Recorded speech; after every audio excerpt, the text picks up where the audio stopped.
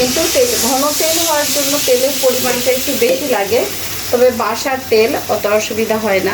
যেটাকে বলে কুমির, যেটা আমরা করি, যেটাতে কাই বলে, গ্রামের ভাষায় কাই বলে, ভালো হয়।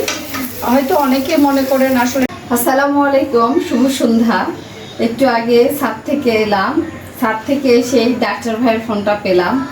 ভাইয়া আমাকে এমবি মেকোবলামিন ইঞ্জেকশনের কথা জিজ্ঞেস করছিলেন আর বলছিলেন আমি ইঞ্জেকশনটা কত মাস পর পর দিই, কোন কোম্পানির। যাই হোক, ভাইয়ের সাথে আলাপ হলো। তো তখনই আমার মনে হলো যে মাসের শুরু, আমাকে তো ইঞ্জেকশনটা দিতে হবে।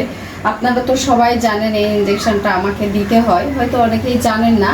তবে আমার স্ট্রোক না থাকার জন্য ইঞ্জেকশনটা আমি প্রতি মাসেই নেই। যারা আমার কাছের মানুষ তারা কিন্তু এটা জানে, আর যারা জানে না আজকে শুনে নেন।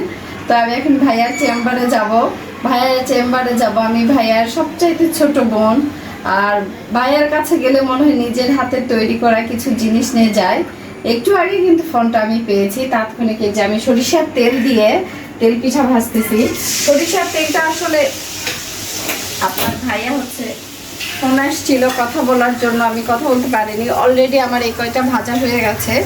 এত ফুলকু ফুলকু হচ্ছিল যে আপনাদের সাথে শেয়ার করতে খুবই ইচ্ছা করলো।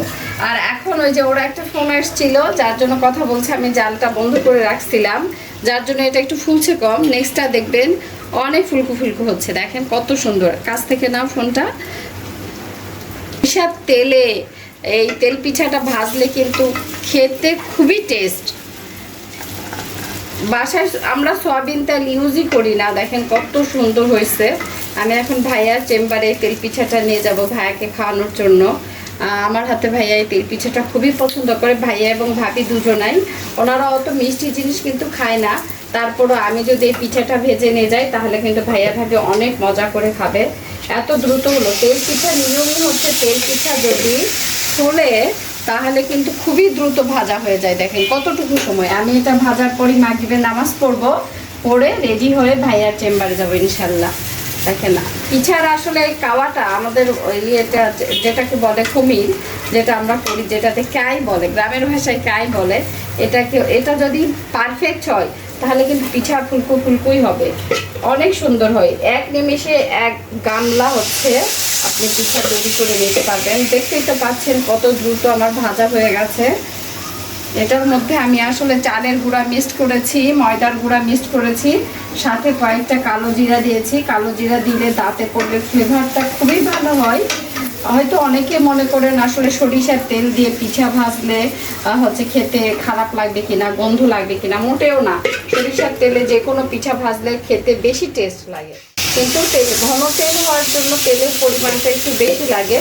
তবে বাসার তেল অত অসুবিধা হয় না, কারণ আমাদের বাড়ির সরিষা সাধারণত আমরা বাড়িতেই জমিতে চাষ করি। সেই চাষের জমি থেকে আমাদেরকে দেওয়া হয় বছরে।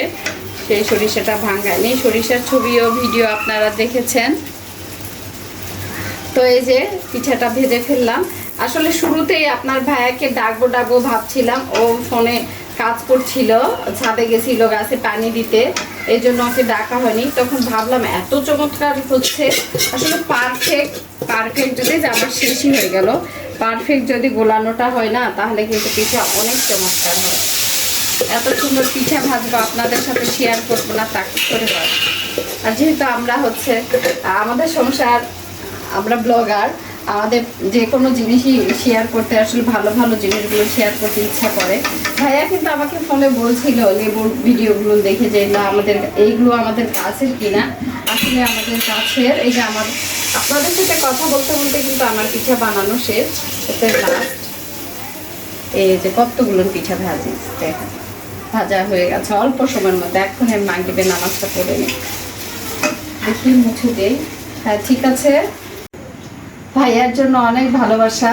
আপনারা যারা আমার ভিডিওগুলো দেখেন, আমার পাশে থাকেন, আমার ভিডিওগুলো দেখে সুন্দর সুন্দর কমেন্ট করেন, তাদের জন্য অনেক অনেক শুভকামনা।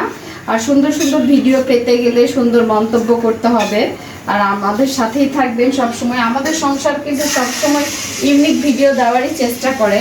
আপনারা কিন্তু অবশ্যই আমার পেজটাকে সাপোর্ট করবেন। আপনারা সাপোর্ট না করলে তো সামনে আমি এগিয়ে যেতে পারবো না। সবাই ভালো থাকবেন। এই যে আটার শুভেচ্ছা। আল্লাহ হাফেজ।